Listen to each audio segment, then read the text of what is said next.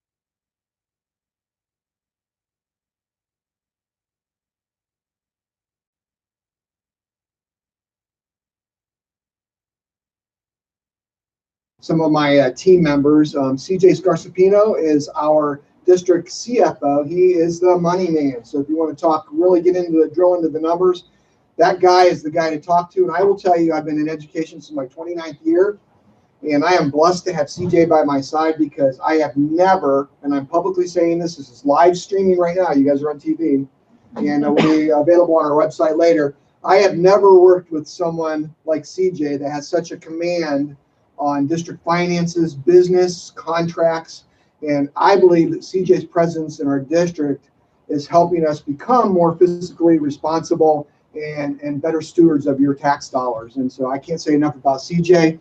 My Director of Student Services, Cindy Devers. Cindy brings to the table a wealth of experience in the area of students with disabilities. But more importantly, or just as important, Cindy is a resident of Streetsboro and has been for a lot of years. Her kids have all gone through the school district. She has a daughter that's a sophomore and tutor in college. And so Cindy is on my team. Matthew Isles, my new Director of Curriculum Instruction, he's not here today. He actually took a vacation today to take his college son on a skiing trip for a couple days. He only gets a little bit of time. So he's in New York skiing, so let's hope he comes back in one piece. He's a little bit of a daredevil. And then probably the guy that has to wear a ton of hats in our district, Andreas Johansson. Wave, Andreas, and here you are. Hello. He's my Director of Technology, but he's also my Director of Transportation. And we're starting to toss around some ideas of making him take over some of the operations of the district. And again, for the flavor of saving money and really trying to organize our district. As was mentioned to begin, I've been with Streetsboro for 10 years. I've been superintendent for 7. When I took over, I was the 5th superintendent in 4 years. And to date, in the last 12 years, we've had over 90 administrative changes. So when I took over superintendent of the district, one of my goals that I told the board was that we need to stabilize, because you can't have systemic change if you're constantly having people in and out the door. And for the most part, we've achieved that. We lost Ariane Curtis, our assistant superintendent, last year, but it was a promotion for her. She went on to Wyndham, and she's now the Wyndham superintendent. She is outstanding. She's going to show that community what it's like to have a strong female leader that can lead, and they need that right now. She's going to be wonderful there. And then Joe Petrarca, my Director of Student Services, also left last year to become the associate director for the Office of Professional or Exceptional Children at ODE. So he actually went way up the ladder. He's now down in Columbus. So we've had good people in Streetsboro, and we've replaced them with very good people. So I'm very confident about that. I'm going to divide my presentation into 2, maybe 3 parts. First, I'm going to just give you a quick update on our strategic plan, because I think that's important. It's what drives the school district. Then I'm going to talk about our district report card. That's always a hot topic. And then I'm going to conclude with our district finances, and I'm going to throw some success stories a little bit in between there. So we are a growing district. The mayor talks about that all the time. I actually had a text right before dinner or lunch started from my elementary principal that said our last spot in 1st grade was just filled today. We are now at capacity in 1st grade. We have at least 25 kids in every class. And under Ohio Revised Code and our negotiated agreement, we can only have 25 kids in kindergarten and 1st grade classes before you have to do something like add an aide, hire another teacher. So we are a growing district, and I'm very proud of that. That does create some challenges, and we're going to talk about that. Well, okay, let's see here. Anyway, so I'm going to start with our strategic plan. So I'm going to go really quick on the strategic plan. I would invite you to go to our website if you want to learn more about it. But this is who we are and what we're about. We had a committee of 55% community and 45% staff develop a strategic plan 2 years ago. And we came up with a vision statement that really drives who we are. By 2023, all students in the Streetsboro City School District, and the key word there is all students in the Streetsboro City School District, will demonstrate at least 1 year of academic growth annually. We are well on our way to achieving that goal, but we have a lot of work to do. You can see our mission statement. We partner with families and communities to provide a personalized education that inspires and empowers students to be lifelong learners and productive members of our global society. That's probably something a little more that you've heard before. I really focused in on that vision statement. I think that's probably a key component of our plan. And then we have our belief statements. These are the things that we believe we can achieve in the Streetsboro City School District. We believe student growth and achievement are top priorities. We believe our district will provide the highest level of personalized service. We embrace diversity because it enriches our community, and this community is becoming more diverse every day. We believe in safe and inspiring learning environment. There's a lot about safety I would love to talk about because we've done tons around safety, but we're not going to focus on that today. We believe all decisions will be based on students' best interests. This drives my administrative team. We do what is best for kids at all times. And we believe strong partnerships between staff, students, parents, and communities fosters positive student learning. Then to kind of push and drive these belief statements, we came up with our goals. And I know you can't read that, and I can't, I'm not going to take the time to read that to you, and I would encourage you again to hit our website. But we came up with 7 goals that support those belief statements and support that vision and mission statement. And those are the things that we have to do throughout that 5-year strategic plan in order to get every student to realize at least 1 year of growth. So that's our strategic plan in a nutshell. I really didn't do it a lot of service. I could do an entire presentation on the strategic plan, but I would invite you, if you want to learn more about that, again, call me, email me, hit our website. These documents are available for you. So from that, I'm going to move on to what always is, I believe, probably one of the hottest topics out there for all district superintendents is the district report card. And my new opening statement for every report card presentation is going to be this: we have a lot of work to do. I am never going to stand in front of a group of people, my community, my students, my teachers, and say the work is finished. We have a lot of work to do. We can never settle for where we're at. And the state of Ohio throws us curveballs every year, and the federal government does as well. And we won't get into a philosophical discussion about that, but they're constantly changing the bar. You know, so they give us a bar that we have to reach. They give us a standard we have to reach, and then we achieve it, and then they change it. So we received that momentum award after the 2013-14 school year, and we were one of the few districts in the state of Ohio, the first to receive for growing every student more than a year's growth. What happened the next year in the state of Ohio? They changed the tests and they raised the standard. So we went from a district to an F district overnight. Same kids, same teachers, same community, same curriculum, A to F. How does that happen? Well, you know what? It doesn't matter because we have to respond and we have to get better, right? So I'm going to bring up a slide now. This was our report card 2 years ago, okay? Because this is where we're going to talk about some celebrations. So this was 2 years ago, and this report card, I believe, was a big part of driving one of the big driving factors that our levy failed last November, which put us into a cycle of over $700,000 in cuts between November and May, and we had a $9 million levy on the ballot in May. And this community, you people in this room in our community, gave us the nod on a $9 million levy in order to keep us afloat. But I think this report card precipitated that. So if you look at this, our overall grade 2 years ago was a D, as it was around a lot of districts around. So remember, we went from a momentum award winner to an F. We came up to a D. And let's take a look at these subcategories. So when you look at achievement, we were a D. The achievement component represents students' performance on the state tests, those achievement tests, and how well they performed overall. There's now 21 tested or 23 tested, 21 tested indicators and 2 non-tested. So we had a D 2 years ago. Progress for me, this is the big one I always look at. I mean, they're all important, but this really tells you how you're growing all students. What's our vision statement? We'll grow all students at least 1 year's growth before 2023. 2 years ago, where were we at? We were an F. We weren't doing it. Gap closing is very important as well. And this is a significant one because I keep raising the bar. Gap closing really focuses well on how we're, the school district is meeting the performance expectations of our most vulnerable students, like our vulnerable students, like our students with disabilities, our students that are perhaps English learners. It used to be called English as a second language. Our minority students, our students that are economically disadvantaged. So how well are you growing them? How well are you closing that gap? Well, 2 years ago, we had that B, and then they raised the bar on that, and they're going to raise it again this next year. So we were pretty proud of that. Graduation rate, that's a little facetious because that kind of takes a 5-year look back. So again, if you're accumulating all that data for 3 and 5 years, you're throwing all that into one pot. But we still were sitting in a B. A lot of school districts weren't at that A. Improving at-risk K-3 readers. This one and this one I'm going to talk about next really quickly are one of the most frustrating ones as a superintendent because people don't understand them, and frankly, they don't make sense. So the state of Ohio says we have to have every kid when they leave third grade reading at a third grade level. It's called that third grade reading guarantee.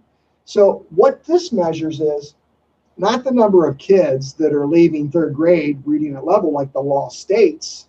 This measures the number of kids that are on target when they leave kindergarten, on target when they leave first grade, on target when they leave second grade, not on target whether they're at a third grade level when they leave third grade.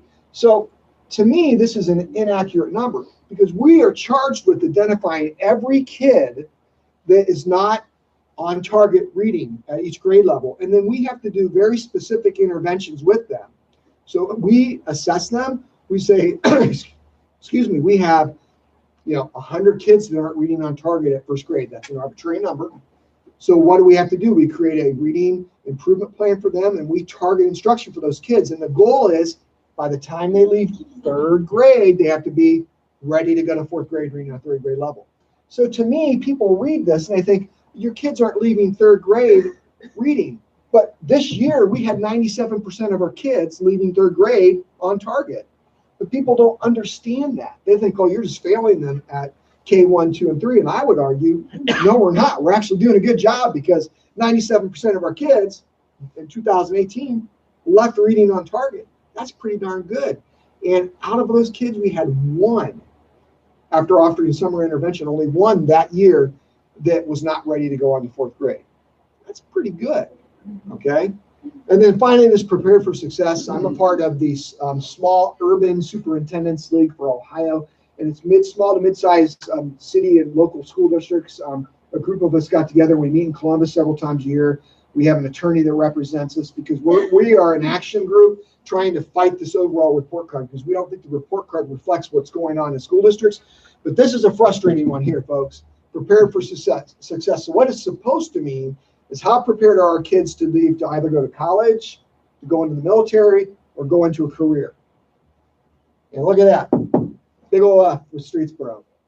And really, when you drill down into it, you could put 30 superintendents in a room and 29 of them are going to tell you it means something different. Why? It's not because we're not educated, it's because nobody really understands how they arrive at that metric. Okay? So if you don't understand it, how do you attack it? Well, our high school took this personally, and they are really doing some things to attack Prepared for Success, and I'll talk about that in a few seconds. And we believe that this is going to start rising, okay? But in a nutshell, we believe that we do have kids leaving Streetsboro City School District. They're graduating. They are ready for a career. They are ready for college, and they are ready for the military if they choose that path. Do we have kids that aren't? Absolutely. We're not saying that. But we believe we are doing better than enough. And just for your own purposes, sometimes Google the number of districts that received a D or an F in the state of Ohio versus the number of districts who received an A or a B and Prepare for Success, and your mind will be blown. So while we have a ton of A districts in the state of Ohio, look to see how many of them have F and Prepared for Success. So you have an A, but your kids are not leaving prepared. That doesn't even make sense. So we're really worried about that. So now let's do a little celebrating. This was our report card that we released in September, October, and I'm going to throw a comparison up in a second so you can see that. But overall, we went up to a C in achievement. That means we met more of our indicators, our tested indicators. This one, remember I told you before, the one I really look at is progress. This really tells how well we are doing with our kids. Are we growing all of our kids? And what was it before? Do you remember? An F. And we went up to a B, almost an A in progress. And I've been telling people, systemic change takes time. Systemic change is defined as you have to change everything you're doing, the core of what you're doing, make it a part of what you're doing, and then it's going to take time to see that improvement because kids have to progress through that system that you change, right? So we've put a lot of systemic changes into place, and we're starting to see that. But remember, too, they're changing the bar. There were all these categories for this next report card. It's all going up again. But that's okay. We have to deal with that. That's okay. We're going to keep looking at that. Gap closing, we remain to be. A lot of districts went down in gap closing. We're very proud of this, especially our students with disabilities. Our students with disabilities, We were getting more and more of those kids on target, K-12, pre-K-12, and we're really proud of that. Our graduation rate remained a B. Our K-3 literacy, even though I hate it, it went from an F to a C. And then, unfortunately, our prepared for success remained an F. And then one other component I did want to talk about, our progress. We believe that our progress component could have possibly been an A, but we don't live in a world of coulda, shoulda. But when you look at one of the big reasons we didn't do it, and I know you can't see that, but this right here, you see the F that was factored in and averaged to get that B. That was our gifted population. And the state of Ohio gave us an F on addressing the needs of our gifted population. And what we discovered when we dug into that data is that we weren't accurately reporting our gifted students. And the example I'll give you is if we have 100 gifted students at the high school, and if they take an AP class or an accelerated class or do College Credit Plus, they need to go to Kent State, Hiram, or whatever. We have a lot of kids that do CCP. That counts as gifted instruction. Guess what? We weren't coding that as gifted instruction. So we believe that that F is not anywhere close to an F, but it was a coding error. So we're working on that. But again, that's just this whole rubric that's very difficult to understand, and there's so many moving pieces, and we're a small district, so we have a few people doing a lot of work, and that was something that we've missed and we're going to try and fix. So when you take a look, then let's do a side-by-side comparison between 2018, 2019. Our overall district grade went from a D to a C. Our achievement went from a D to a C. Our progress, which I'm so excited about, that value added, how we grow all kids in the Streetsboro City School District, we went from an F to a B. Gap closing, we remained at a B. Graduation rate remained at a B. At-risk readers, I said F, it was a D. Improving at-risk K-3 readers, again, how well are we addressing them in each grade, went from a D to a C, and prepared for success remained an F. If you want to hear the high school principal, Mr. Hogue, talking about what exactly they're doing for prepared for success, go to last month's board meeting on our website. He presented, and there's a nice presentation that you can watch, and he really explains it. But I'm going to tell you right now, I'm not comfortable explaining all the pieces because it's so difficult to understand. And I don't want to feed you the wrong information, if that makes sense. So moving on, this gives you a quick look at our buildings. I apologize, this graph's a little confusing. I removed some arrows that were in there because they didn't make sense. So if you look at the top grade, that was 2018. The bottom grade is 2019. So that looks satisfied building. So in achievement, Streetsboro Elementary, 18 was D, 19 was a D. And so you can see what we've done. So at Streetsboro Elementary, we had some successes. We had some things that we need to work on. Our gap closing, we actually struggled with this between 2018 and 2019. And you can see the metric or the graph for the entire district. And this just kind of gives you a different look at by building for the entire district. And again, this will be up on the website afterwards if you want to access this, or you can email me and I'll send you this presentation. This is not a top secret presentation. So if anyone has questions, you can ask as well. Just throw your hands up. So overall, our district improvements, we met 9 out of 24 indicators. That's up from 6 more than the previous year. Our progress went from an F to a B. Our improving at-risk K-3 readers went from a D to a C. Our overall grade went from a D to a C. And this one, is if you guys walk out of here with anything today, I would like you to celebrate the fact that 100% of our kids, 100% of our kids left third grade on target in reading at the third grade level this last year. That is significant. That represents systemic change. That represents hard work of our teachers, and that is amazing. And then one other quick fact was our AP US history was the highest for high score in AP in the history of AP classes in Streetsboro, and we were actually one of the highest in the state, and that was a pretty significant. It was all with a brand new teacher that never taught AP before, but it was a model he implemented that we're going to now start replicating across all of our AP classes. It was kind of a test to see if it would work. It worked. Here's how we look with the county. Everyone wants to say, how do you look within the county? You know, we're all vastly different. We have different populations, different demographics. Here's a quick look at how we rate against our peers. I will tell you that Aurora is only 1 of 31 that received an A this year, and only 1 of 22 that received an A over the last 2 years, and that's over 650 school districts in the state of Ohio. So that gives you a glimpse of the state of Ohio. Crestwood, I believe, went from a B to a C. Field remained a C. Crestwood or Garfield, I think they went from a B to a C. Kent went up. Ravenna went down. Woodstown remained the same. Southeast remained the same. We went up. Waterloo went down, and then Wyndham I think remain the same. Don't hold me to whether or not they went up or down, but these are the grades from this last report card. We all are a very close-knit group. We meet once a month. We all talk to each other intermittently or on a weekly basis. We even call our snow days together, as long as it supports. But this gives you a county comparison. So what are we doing to improve teaching and learning in our district? I'm just going to go through this really quick. Again, at Streetsboro Elementary School, the biggest thing we've implemented, we're in the third year of one of 16 in our cohort from the state of Ohio. We applied for and got, it's basically what's called letters training. And what that means is we've taken every elementary teacher, K to 3, actually pre-K to 3, and we've taught them a different way to teach reading, all right? And that's part of that systemic change that I was talking to you about earlier, because we identified 3 or 4 years ago that our kids are not reading where they need to be. So we need to change the way we're doing our instruction, much like you guys do in your businesses. If you're not meeting your goals, your quotas, you got to change the way you're doing things. So we changed the way kids or teachers are teaching and kids are learning. And now we're in year 3 of our cohort, and you're starting to see some of those improvements. This is Mayor Broska's niece. Ashley, yes. She is one of our reading coaches. So that's one of the biggest improvements in the elementary. We're continuing. We're trying not to throw too much at the elementary because we really want this change, the focus to be on our reading, but we are starting to take a look at our mathematics as well.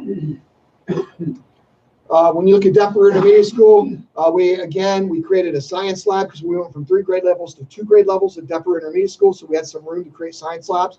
One of the areas we were really suffering in the district, we tested, I think, grade 5 for science, grade 5.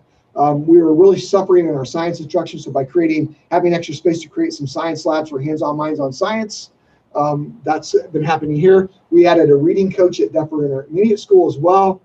They've been working on creating common assessments, and we added the letters training. So now we're in another cohort, and we're taking our 4th through 12th grade teachers, certain ones, not all of them, and we're taking them through the letters training, a different way to teach reading to help our struggling students. At the middle school, we are in our 2nd year of double blocks of reading and math. If you think about it, if we're struggling in reading and math, let's double it up. And so that's what we've done. We've doubled our reading and math blocks. We're continuing to build a strong engineering STEM program in our high school. We've dedicated a lot of money and time to that. We have a 4-year engineering program in our high school. We have an engineering program by Project Lead the Way at the middle school, and that helps build on our high school program. We have some high school offerings now down in the middle school. You get some of those credits out of the way in the middle school. It opens up your schedule in high school, increases your chance to take more classes. Something that we were going to cut last year, and thankfully we didn't have to, was the opportunity for our 6th graders to go to Mohican, which is an outdoor learning. It's amazing. I grew up in the outdoors. I grew up in Scouts. I led backpacking trips as my summer job in college. Kids don't go outside anymore. So we're still taking kids out into the woods. They're staying in cabins. They're canoeing. They're hiking. They're holding birds of prey. So we're still able to offer that opportunity for our kids. And then we're also sending our 8th graders, which supports the 8th grade curriculum in history, to Washington, D.C. Again, that's a great opportunity for our kids to see their government in action and history, everything they've learned throughout the school year in action. So we were able to maintain that. And then at the high school, we are continuing to analyze our course offerings, add new things, take away things. And we've had additional AP offerings. We're really focusing in on preparing kids for the SAT because that's part of the score, the number of kids that meet proficient on the SAT or college ready on the SAT. It goes to that prepared for success grade. So what we're doing now is we're using the PSAT, the pre-SAT. We're doing that with our 8th graders and our 9th graders, and we're using that data to modify our instruction so that then when they take the SAT, they're more prepared. Because there's a very big predictor on success on the SAT with success in college. A lot of districts choose the ACT, and it's a great metric, but there's more research to show that the SAT is a better predictor of college success. So that's why we're one of the few in Ohio that chose to administer the SAT, which is another reason our prepared for success score might be a little bit lower, because had we all students taking the ACT, we might have some better remediation-free scores. But we believe the SAT is giving us better data, and we're doing it at 8th grade, 9th grade, 10th grade. And we're using that to drive instruction. And then what's really cool too is we have actively caring for people. That's really drilling down into the social and emotional health of our kids. We've really targeted that. K-12, we just had on Monday, we had a staff development day where we had a speaker who for 2 hours talked to our entire staff about how to meet the needs of all of our pre-K to 12 students, their social emotional needs. Instead of looking at what is wrong with you, why are you behaving like this? It's more about what happened to you. It's more about what happened to you and what do we need to do to help you be successful. And so we're starting to have that conversation now in the school district because it's super important because we have to raise today's kids, unfortunately. So they're with us for 8 hours and we have to maximize that time. So as a district, these are the things I already talked about, just really quick. What's really cool is that we still have a strong partnership with Kent State University. We invite Saudi teachers and administrators from Saudi Arabia every year, and they work with us side by side so they can learn our education system because Saudi Arabia acknowledges that the American education system is one of the best in the world. And so they're trying to mimic what we do, and they go back then to Saudi Arabia and take what they learned here. So and we have lots of partnerships with Kent State. Our currently mothballed middle school, we use it for athletics, and we also use it as a staff development center, and we do tons of staff development there. And then the last one, bullet point, we did a curriculum audit last year, and we took that data and we've made a lot of changes this year in what we're teaching in order to try and, again, increase student achievement. I love the saying, we really kind of coined this last year, and Glenn and I talk about this all the time. You know, if we want the city of Streetsboro to continue to grow and be a place people want to come, you have to have strong schools.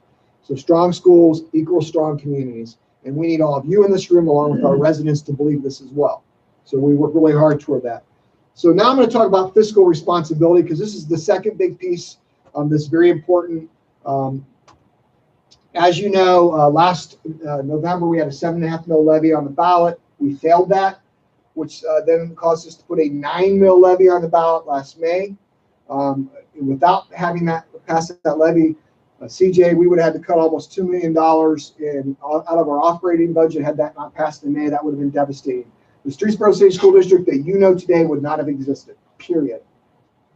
It didn't happen, and all of you in this room were either a direct part of it or indirectly a part of it, whether you employ people to live here, you live here yourself, you have a business here, you supported us, and we're not going to let you down.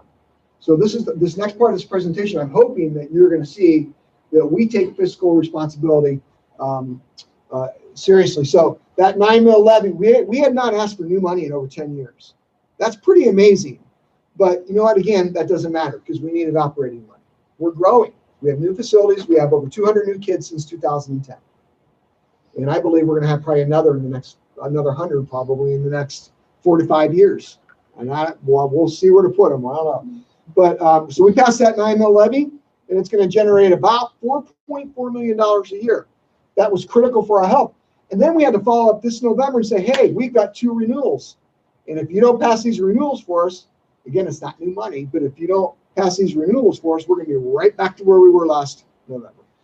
And this community graciously gave the nod to a 3.9 mil levy renewal that generates 1.7 million and a 3.5 mil levy that generates approximately 1.4 million. And both of those were renewed, so we needed that money in our general fund, and I'm going to show you some of that detail here in a minute. And just out of full disclosure, our next renewal levy, not new money, this is money that's been on the books. Our next renewal levy comes up or expires in 2021, so that's going to be on the ballot very soon. And it's a 3.6 mil levy that generates about $1.6 million. All of you in this room know that you can't just lose $1.6 million from your operating budget. If you do, something's going to have to change, right? So and one more thing before I drill into some numbers. When we passed this 9 mil levy, in order to keep us in the black, and our goal was to take this 5 years or longer before we have to come for new money, we made the commitment to cut at least $600,000 a year from our budget with the 9 mil levy. I can tell you to date that we've cut more than $600,000 a year, and we're still providing great opportunities for our kids in our community.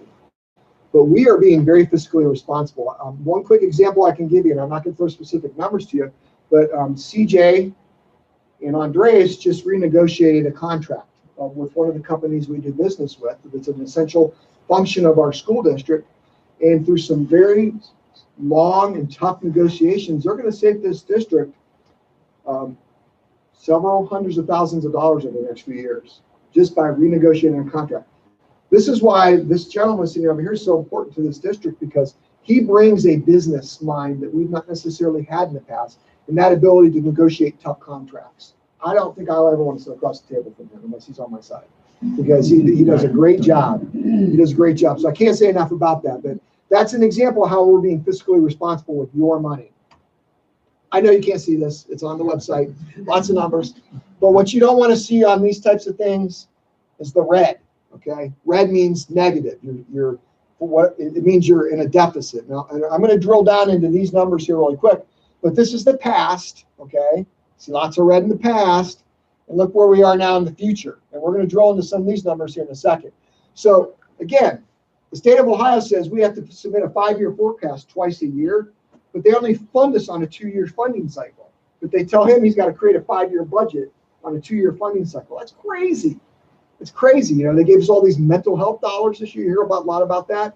But our budget was flat in Streetsboro. So they gave us $200,000 and some thousand, $300,000 and some thousand for mental health services, but they kept our budget flat.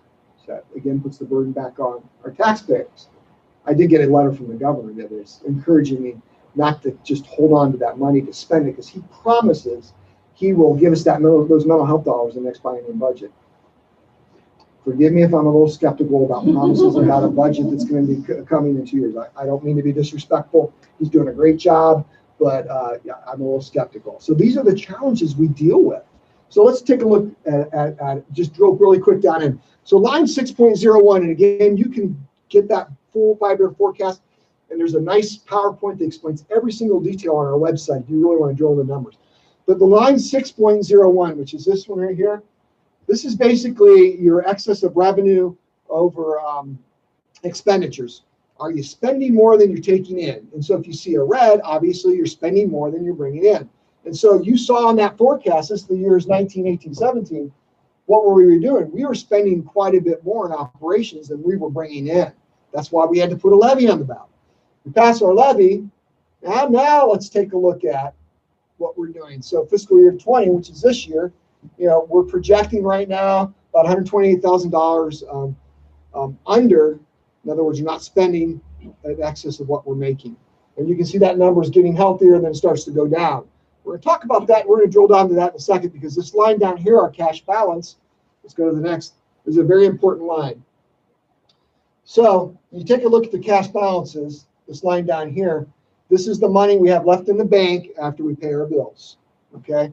So you can see that our cash balance remains pretty healthy through the next 5 years. And we promised this district, this community, that we're going to take that 9 mil levy, the money from that levy, and we're going to be good stewards of the dollars. And we believe we're doing this. And this number right here, in 2023, we're projecting, again, we don't know what our biennium budgets are going to be, so we have to keep it to what they gave us this year. But we're projecting right now in 2023 that we're going to spend more than we take in, about $333,000. CJ and I just had this conversation yesterday that we actually don't even think it's going to be that high because of all the things we're putting into place to save money. But here's the catch. Here's the catch. One kid can move into Streetsboro City School District that has multiple physical and educational difficulties, and that can throw any one of these numbers off in a heartbeat. We could be required to send a kid to, we can't provide the services that they need. We might have to send them to a different placement that could cost our district $100,000 a year. What does that do to the bottom line here? So there are so many unknowns. And then here's another unknown. We passed the 9 mil levy in May. Our first collection should be in February. And so we based the 5-year forecast on what we think we're going to get in the tax collections. But until we get the tax collections, we don't really know what we're going to get. We just have to do our best estimating. So we believe we're going to get that $4.4 million a year. But until we receive those tax collections, we don't know. So again, this is all, a lot of this is based on guesswork. So CJ's. Yeah, I just wanted to add those last 2 years that Mr. Balbo is showing there, that's in the red. What you don't see above that is a revenue line that's property tax. When he was talking about the renewal levy that's coming up, the property tax dollars can't be shown in that revenue line because that levy has not been passed. So actually, when you go down further in the forecast, there's a line 11 where that money comes back in, and then we project positive balances for those 2 years as well. If we assume the passage of the renewals, it'll be a positive budget balance, hopefully projecting out 5 years. Yeah, and I did not include that because, again, when you start looking at a 5-year forecast, it's all very difficult to understand. And what I don't want people walking away from a forecast when they look at it is say, well, wait a minute, I might not need to pass that renewal, and we can keep them just maybe a little bit positive. And that's the wrong message to send. You know, what I want is a message of positivity to you that we'll be good stewards of your dollars. And so that's why I didn't include that line here. I just blew it up a little bit so you could see those numbers a little closer. And again, I would encourage you, if you're really interested in this and you get people asking you, CJ, he has 2 presentations and he goes line by line in the forecast. It is really easier to understand once you read his PowerPoints and look at the forecast. Are there any questions about the forecast? Because I went through that really quickly. All right, so what I'm going to do this is I'm going to close. On our opening day, my new director of curriculum instruction, Matt Isle, you know, he and I really, again, a lot of us left the school year last year feeling really beat up, I guess. Some of you might be able to appreciate that, but, you know, there was such a negative message and feeling between November and May, and we all worked really hard to get our community to believe in us, and they did, and they passed the levy, but they passed that levy on faith. And I think the report card, when it came out in October, kind of showed that we are working hard and we are improving, and we're acknowledging we need to get better. So my directions to Matt, they didn't know who he was. He came from a high-performing district, which was one of the reasons we brought him here. They've been doing in North Canton what we're trying to do now with success. And so I said, Matt, I want you to focus on some of the positives that are going on in Streetsboro and show that to our staff. So you're going to see now our opening day convocation message to our staff. It's only about 3 minutes long. And I'm going to conclude with that.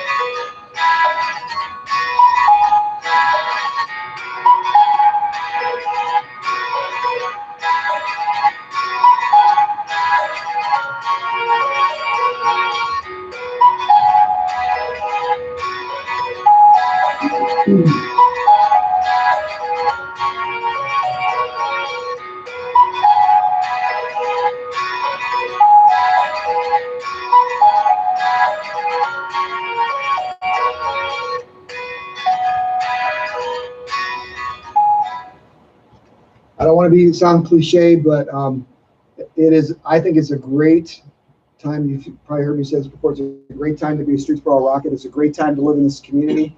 We have great kids. We have a great staff, and we have great community support. So that concludes my presentation. Are there any questions? Yes, sir. So AP history. What is AP? Say that again. I'm sorry. I saw on the screen several times AP. Advanced Placement History. So I'm a fan of AP. So when you take an AP class, you take a test at the end of it. It's equivalent to a college class. And if you receive a 3, 4, or 5 on that state test that's given at the end of it, you actually receive college credit in any college in the United States.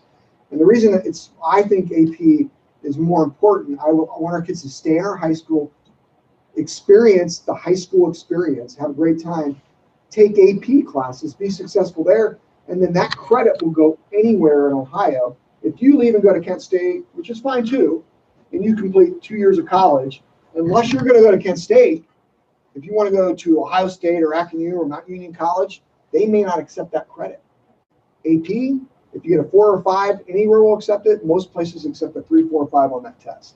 So that's what AP is. That makes a lot of sense. Thank you. Other questions? That was a great question. Yes. Thanks for the presentation and congrats on your improvement. Thank you. Good for you. Appreciate that. If you go back to that high school slide about what you guys were doing, you don't actually have to, but it seemed to be very concentrated on collegiate level offerings and getting kids ready for college. Isn't part of the Prepared for Success thing workforce readiness as well? Would there be a way for you guys to kind of improve your grades by working on with some local manufacturers or something on what they need and how we can? We do have what's called our SMART initiative, and I know you and I talked about this prior to that, where we have our local manufacturers working in our STEM programs, and the engineers are coming into our STEM programs. Our kids are going into all the different factories to learn trades. And we also have, I would label, a pretty strong career center. And we have a lot of kids that are leaving our career center in Maplewood that are going into the workforce, a large percentage of them, and becoming successful in the trade that they choose. Is there more we can do with career development? Absolutely. Right. But can't you get those counted towards your Prepared for Success grade? Is what I'm asking. Can you get that grade up by saying, hey, look what we're doing from a workforce preparedness standpoint as well? That's not necessarily part of that metric. What's happening with our Prepared for Success is you have to look at our career center, and do they have the career readiness test? And not all the trades have a career readiness test. So if they don't have and then if they have to take that test and pass it for it to count to our Prepared for Success grade. Okay, so if there's a trade that doesn't have the career readiness test, then there's several other different tests and things that they have to do, and it drills back to academics, and our kids aren't making it. So that's a conversation that we're having with the Career Center. How can we take these trades and these kids that aren't making that career readiness test grade? What can we do to get them more to where they need to be in order to get that metric made on our success grade? And that's a conversation that you're going to hear everywhere in Ohio. I don't care where you're at. So it's a real convoluted, tough metric. So I don't know if I'm really answering your question, but we are really trying to drill down into that. And that's as a county, because we're all like, we don't know what to do. And Randy Griffith, who's the superintendent at Maplewood, he's like, yeah, I don't know what to do either. And it's a pretty tough standard for those kids to make if they don't have that career test, because the kids that are in welding or machine trades, they have that career readiness test, they're taking it and they're nailing it because they're being super prepared. And that's not to say that the kids in cosmetology or vet care or security or culinary arts they have rigorous programs and they're leaving and getting jobs. They're just not that career readiness test. So they need to fall back to a different test, which the kids aren't making the grade on that because they're more academic based. And a lot of times the kids that are in a career center, not always, but maybe their focus is more on getting ready for a career and not as much so on a rigorous academic curriculum. So it's a tough standard to meet, and it's very frustrating, but we're working on that. Well, congrats again on your success. Appreciate that. Sure. Congratulations on your presentation. I think it's very insightful. I think you were well prepared. I think if people want to take pride in Streetsboro High School graduates, you should come to the senior night when scholarships are awarded in May. It's amazing what these kids are doing. I graduated in '66. I was not a serious student at the time, but I could not keep up with these kids. What they're doing academically, what they're doing extracurricular, it's very impressive. So if you have an opportunity to come in May and see those scholarship presentations, you'll be impressed. Also, I'm curious as to how comfortable are you with safety within the school district? From everything that we see, that we hear, that can happen anywhere at any time. What's your comfort level? I have a moderate to moderately high comfort level. I think, though, that you have to be careful when you say that, because you can be as prepared or more prepared than anyone, and then if something happens, you're going to realize that you weren't as prepared as you thought you were. But I would tell you this, and I will tell everyone in the room, that actually Andres and I and a couple other people, we actually presented at a state superintendent's conference, because this district has actually gotten a discount on its insurance because of all the measures we put into place for safety. And that includes our infrastructure when we rebuilt the new buildings, some of the things that the emergency egress in every room you can get out of through a window, cameras everywhere now, the dead man spaces, I hate to use that word, but lockdown vestibules, dead man spaces, you can't just get into a building anymore. Every door in the building locks when it closes. We also have a proactive response team. We have a highly trained group of non-teaching staff that has gone through rigorous training that far exceeds any police officer, arguably close to SWAT training, that are armed in the district, secretly armed, and under Ohio law you can do that. And this group of highly trained individuals goes through monthly training by a security professional, has passed the FBI course of fire, a modified course of fire, the Marine Corps course of fire, and the modified test and they have to certify every month. There's requirements every month, and the standard that we put these people through, I would argue that better than 90% of your Ohio police officers wouldn't pass the first time. And it's systemic, ongoing training. It's sad that we have to talk about that. And there are also things that I won't tell you about that we've done to our infrastructure that is going to make it. Anything can be beat. We all know that, but we're sure going to make it difficult. We've trained every single Streetsboro City School District member in Stop the Bleed. We have Stop the Bleed buckets in every office, every cafeteria, every classroom, every tutoring room that contains enough supplies that if you have to barricade yourself in, you have a makeshift toilet with toilet paper, glucose supplies for a diabetic.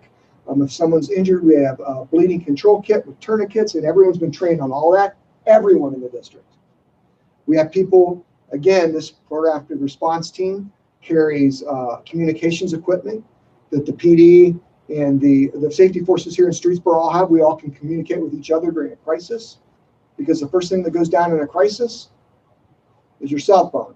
That radio sitting right there on the table does not go down. You'll see that on me at all times. We've trained every single solitary staff member in this district, including subs, through an online training in Alice. And you can look that up if you want, but Alice drills, basically teaching people to stay alive. We don't use code words. If there is a threat in the building, we're going to get on the PA and say, there is a threat in hallway number 2, institute Alice. Our staff members know that. Well, if I'm in that hallway, do you think I'm going to take kids out into that hall? No, we're going to barricade our room and we're going to get out the window if we can. And we train every month. It's sad that we have to do this. So I'm going to answer your question a different way. I'm nervous because I'm nervous every day that I don't want to be the next school, sadly, the next school that has an incident. And I feel like we are more prepared than we were last month. Our insurance company called us a gold standard in Ohio. We are one of now more school districts in the state of Ohio have response teams and armed individuals than that don't. And when I lay our district and what we've done comprehensively in all safety, not just arming, we have done way more than most districts.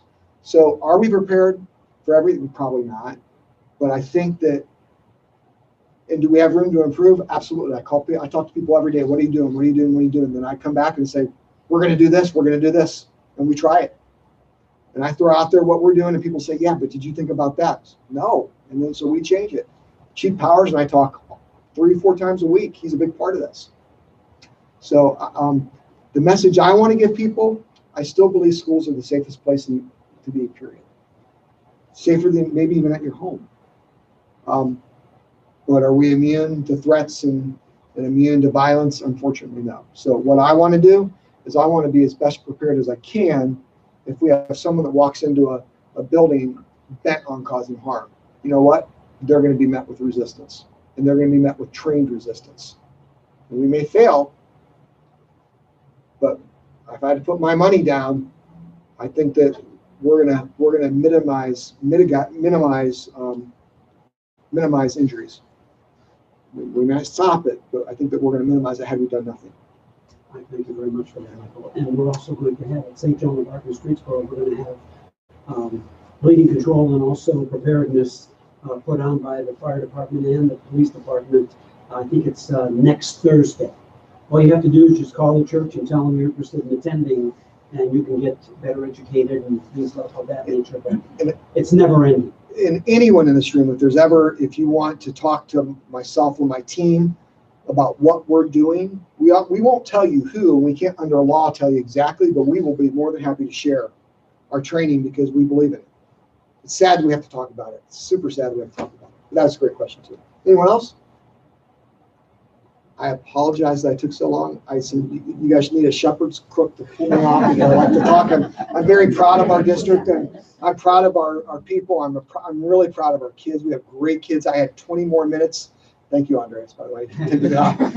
Talking about our athletic successes, but we've had tremendous athletic successes, even in our 2-7 season in our girls' inaugural golf season. So 2-7 was the first year we've had our golf team. We had kids that made the all PTC Metro team.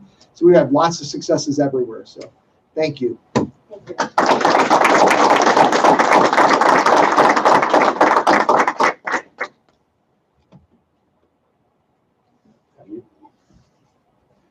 All right, so thank you again for that great information, and then we'll have Mayor Brossett come up for a quick few words. Sure. Is that possible? Yeah, I use that term loosely. Use that term very loosely.